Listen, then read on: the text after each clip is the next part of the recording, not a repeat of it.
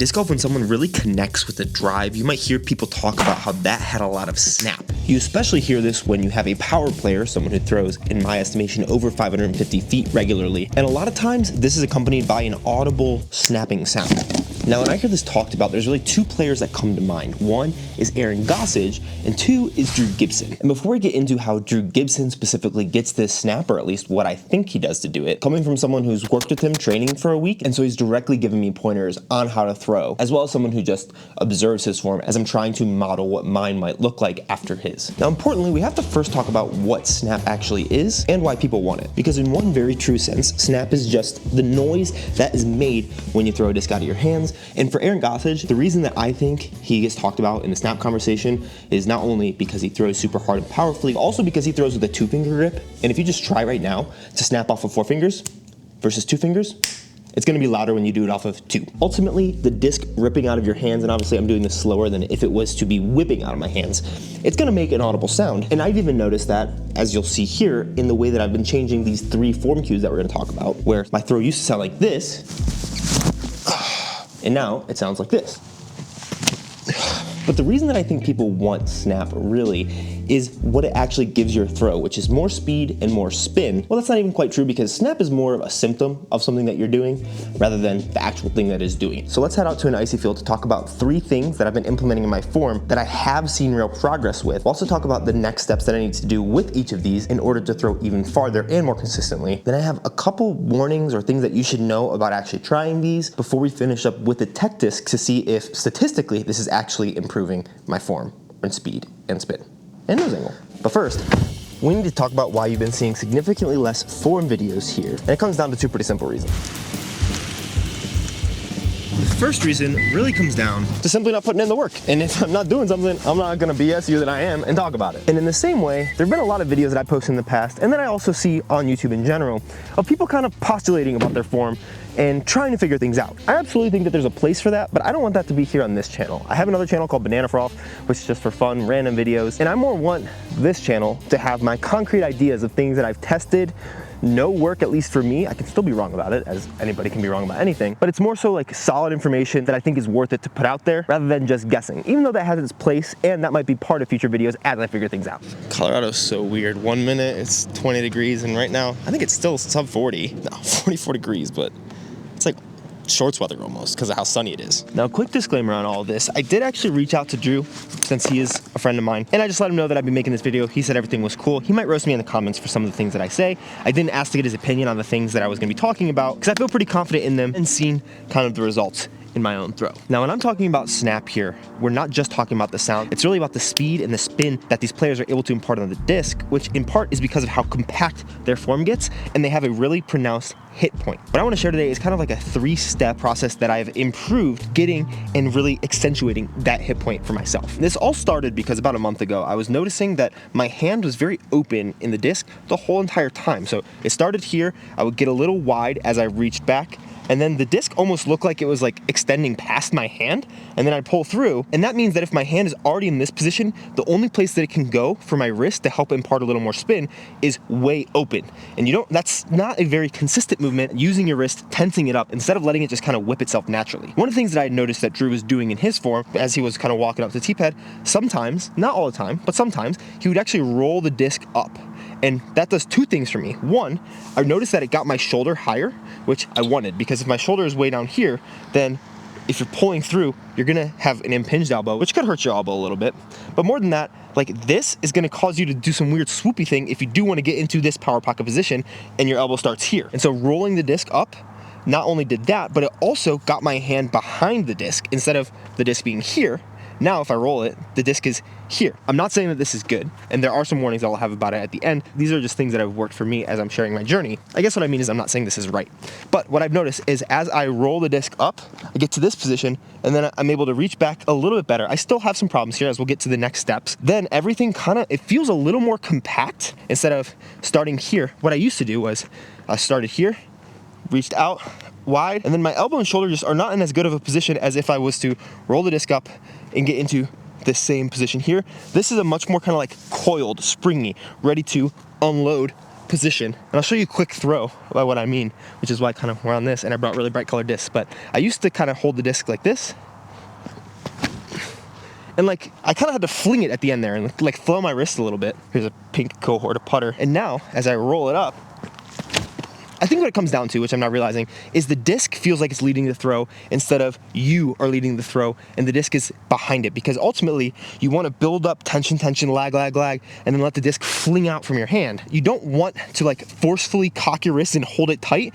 You more so want to get it into this position and have it be loose so that your hand can kind of act like the tip of the whip, not like actively flinging open the wrist, which is what I had to do when I was here in order to get that spin, because what are you gonna do from this position? The only way you can go is open, and that is an active movement, versus if I curl up the disc here, and this is all kind of loose and limp, it's all like kind of ready to go, and then I throw through, then I'm able to, it like just hits out. It's also in my head more consistent, because instead of going from here to some random degree of flexion, openness here, I'm now going from this position to flat.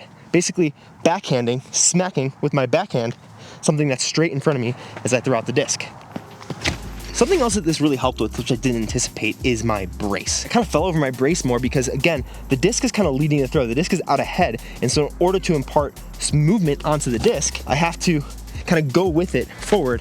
Whereas now if the disc is kind of behind the movement, slow everything down so that this can whip out and smack it, and then like my brace got better because of curling this up. In part, that's also because it keeps me a little bit stacked over my back leg longer until I transfer that weight to my front leg. And I'm sure I'll have more thoughts on this as I continue to figure it out. But the second thing that comes with this is actually how you reach back, which is why this is actually sequential. These are 3 things in a row, and I almost forgot in my notes. There is actually something that is a next step in this, which for me is to do this later in the run-up in order to get a little bit better timing. I've definitely noticed that I start it kind of here as I go in the step before my next step, and so I'm already a little bit early reached back. It's better than it was before when I would just kind of go out and around. So like you can even see here, like I'm already fully out here and I haven't even started to transfer my weight, whereas now it's a little bit better. But I think still I could really focus on rolling the disc back here and just getting a little bit less time at peak reach back so I can be a little bit more springy with it. Now the second part of this is not in your run up, it's actually the reach back, which for me, because I keep the disc closer to my chest,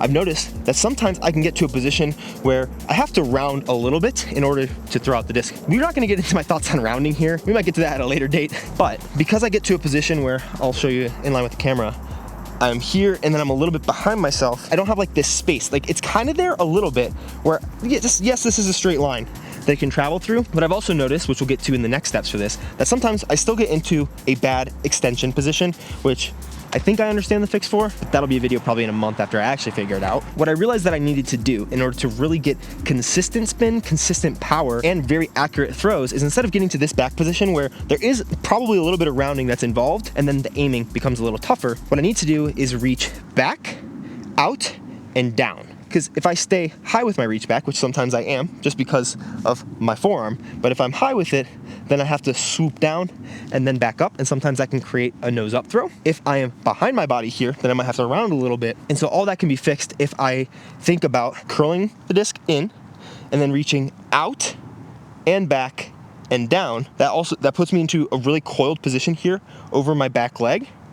And then I can transfer all that weight very efficiently. So here, very quickly, this is what it looks like just coiling, not really thinking about the reach back. It's fine, it is what it is. I do notice that it becomes much worse for hyzers, because when I'm walking up my typical run up and then I come here and then I need to throw the disc on hyzer this way, it's just not nearly as efficient as if I am actually reaching out, and it causes me to swoop a lot of deep hyzers instead of throwing really penetrating lines, which especially is what the third step of this is going to get into. But here's what it looks like when you throw out more out and down. It just feels like you're using a much better part of your body. I'll show you from behind as well. We do have a slight headwind here, a couple emperors first way, where I'm not really thinking about it and I'm just letting it kind of just get behind my body a little too much. It's fine, it's out there, it's a rip, but getting into a coiled, better position allows for a much better weight transfer, I have found. Again, these things will take time. Even as you increase your form, it doesn't always mean that you're gonna add distance. And so for me, the next step with that actually has to do with my wrist, which I'm sure if you go back and look at that form, as I've been talking about it, I've been getting into this position. And I'm guessing if you look at it, the disc is actually kind of here, which I think comes down to my forearm and my wrist, I need to actively pronate it actually as I get down here. Think about pronating it, not popping it, turning the wrist. Even if I do everything else right, there still is a time that my elbow has to get from this position to this position. And that creates, if you watch the disc here, a little swoop. Whereas if I'm able to get this into basically an Anheuser reach back, then the elbow's already in a primed position to just move whoop, straight, have a little bit less of a power loss. And so I really think that what that comes down to for me is thinking about pronating into that position. Part of that is staying reached out, which is something I see a lot in Jacob Curtis, who one of the farthest throwers ever, especially as a smaller guy. You can really watch him accentuate his reach out. His elbow is leading the out, and then the disc follows, and then he throws it. Keep my shoulder out, and I need to pronate and keep the elbow out, and that should help my throws be a little more consistent and probably more powerful, because I can't imagine that this little swoop isn't leaking power compared to pulling it in a straight line. Now, this third thing that we're going to talk about is the least thought out so far, because honestly, this is something that I really was thinking about over the last week or so, but I wanted to put it in here because I think it kind of ties it all together. You go from curling the disc, even just, I mean, if you can start the disc here, for me, it's a little uncomfortable, probably have some issues with shoulder internal rotation that I need to continue to work on, but I kind of curl the disc up here, keep my backhand down, reach out, back and down, and then the last part is something that I've really struggled with for a while, and it causes me to swoop some hyzers, lose a lot of power, but it's lifting out of the shot a little bit early. And instead of really staying over it, I go into kind of thoracic extension with my upper back kind of going from here to up. That is a way to lead the throw, but it leads the throw poorly, and it gets you to this position faster, but you leak a lot of power in doing so. And so what I found is that I need to keep my chest over the throw. During the week-long training that I was with Drew in Arizona, one of the things that he said was that you throw with the chest. And this wasn't something that I really understood super well. I understood that it meant that when I rotate, I want my chest to be forward, and honestly, a part of that creates that thoracic extension for me to try to get to that position, instead of when you watch him throw, you see him get on his leg, and then everything is over, and the chest is forward, but it's forward and down, because that means that the elbow can lead up and out, because if your shoulder comes up, the elbow comes up, but it's not really the elbow moving up in order to eject the disc. It's more so the shoulder losing some power in order to get it into that position. It's cheating into that position instead of keeping the chest down and then throwing out. I honestly don't know if what I'm gonna say here is exactly what Drew was meaning when he said that you throw with the chest. Maybe you can let us know in the comments. This helps me to not swoop my hyzers or my anhyzers, stop throwing as nose up, throw much more driven, penetrating shots, even on like a deep hyzer, because for me, I have to throw a spike hyzer or a deep hyzer like high in order to get the stall, instead of being able to throw a deep hyzer straight, which is what you need for those long, woodsy hyzer flip shots. And this is what I've found to really help me with that. Really, what it has come down to is from the reach back position, what I can tend to do is really come up like this. And this is, if you watch my upper back, it's really what is doing the pulling. Instead of rotating through my pelvis, like right here, rotating through it. So this hip, the front hip, he tries to replace it with the back hip. What that does is this hip moves back, this hip moves forward, and it creates rotating around the pelvis in a direct line through the spine, instead of extending, which puts your spine here and then torques it, instead of actually rotating around it, which is significantly more efficient. The way that I've found to be helpful to do this is just thinking about keeping my chest down, and that in turn keeps this shoulder down. So I'll show you a throw here and then one from the back view. That is smoked. It's very subtle. I just posted a banana frog video this morning, actually, I believe, where I used this footage as well. And one shot was with a 10-speed, an Avenger SS on the left side, where I was throwing a very similar level of hyzer to the disc on the right, which was a Logic or a Link, the Discmania beaded putter. It's very subtle, but you can see on the left, my shoulder comes up out of it, and it's higher in relation to the back of my hat compared to on the right side, where my shoulder stays down. And the disc on the right, you can watch in the slow-mo, it comes out a little bit faster for sure. So real quick, I'll do my best to show you kind of how I have been throwing. Honestly, an easier way to throw. It's much more comfortable to go from this uncomfortable coiled position where your body just doesn't want to be here anymore. And then you just kind of open up and you feel it kind of moving from this hip clearing instead of the front hip clearing, which is what you really want. You want this hip to move backwards. This hip moving forwards is not really what we're looking for, because that extends the upper back. In my opinion, this is, again, all my opinion. I'm not a coach. I'm just a guy trying to throw as far as I can. And that extension leads to, honestly, the shoulder leading the elbow, where we really want the elbow to lead the shoulder. If this lady moves, we'll throw this. But while we're waiting, what I really think my next step is here is, honestly, figuring out if this does work 100% of the time and then just drilling it. If you watch my form, maybe probably for the past year, I'm always coming out of it. I'm just coming out of it because it's more comfortable than staying over it and throwing really compact and efficient. But then when you watch like a guy like Drew Gibson throw, he's replacing his hips, he's keeping everything down and over, and the disc comes out, and then he comes up after, rather than coming up as the disc comes out, if that makes any sense. But I think those are really the 3 steps: holding the disc, down and back. This is not a comfortable coiled position because your body is in tension and wants to release, and then you stay over it here. You keep this shoulder down, and I think the other part for me is actually this back shoulder tends to come up as well, keeping this down and anchored as this comes up. Then you see guys like Isaac Robinson, James Proctor, another guy who throws really far, but you see they're kind of anchored back here, Eagle, everybody. They throw out, and you can see their chest does this as they're throwing of deep hyzer, or as they're throwing an Anheuser, one of these. And that's because this back half is anchored, this shoulder is down instead of up. These shoulders are trying to be as far away from each other as they can be while staying pinned down. Here, I'll show you this Pharaoh because it's a flippy guy on kind of what my throw used to look like. Oh no, it's a fence, it's a fence. Thank goodness. I don't really know if I came out of that, but now I'm really gonna focus on staying down.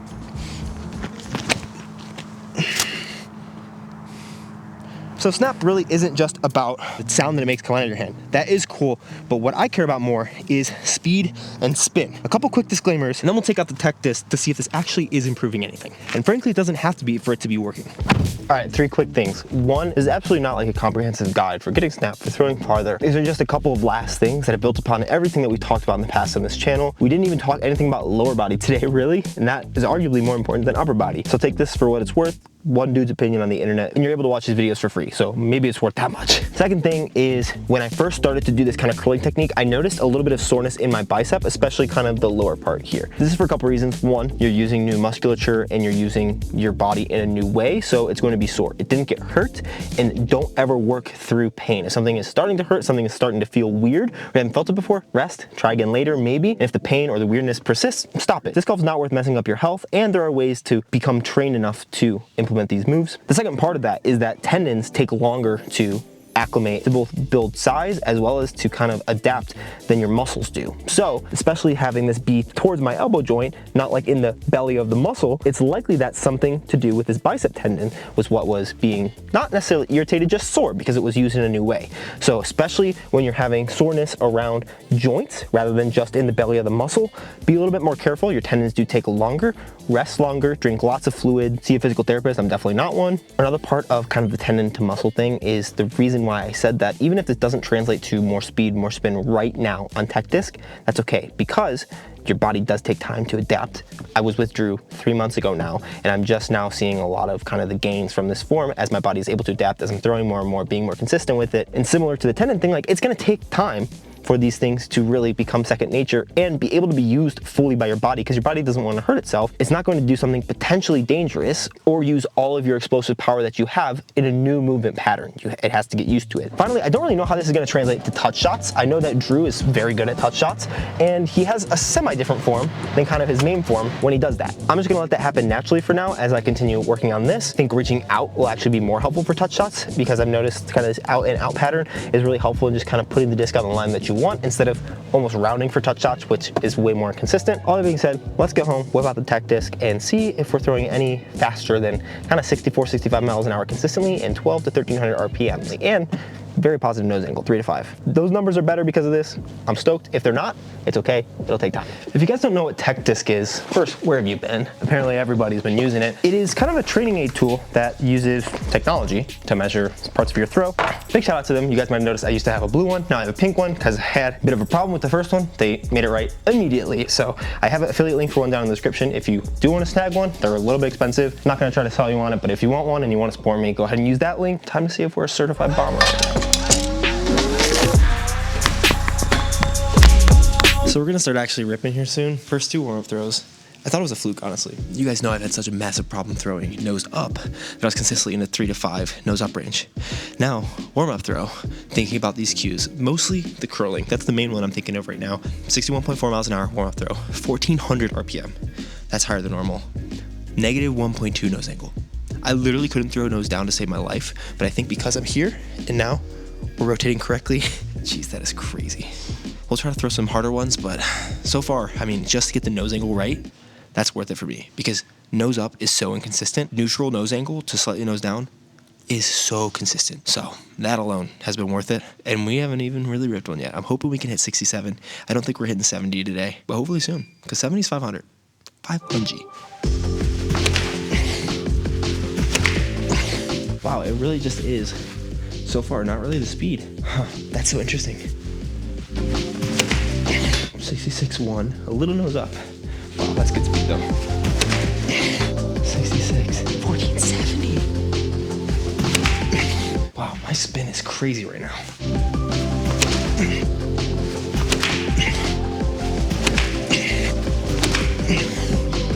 Huh, Anheuser's more nose up.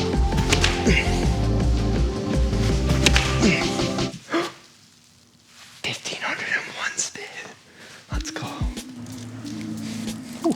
So, to be completely honest, I did not fully expect what we found in today's video. I definitely thought I was throwing harder, which I am throwing probably marginally harder, much more consistently 65, 66, almost cracked at 67, and I thought that because of the increased upper body mechanics, but I think what I really learned is that the upper body facilitates the power that the lower body can generate. It also might refine it a little bit, like helping it to be thrown a little more nose down, a little more spin.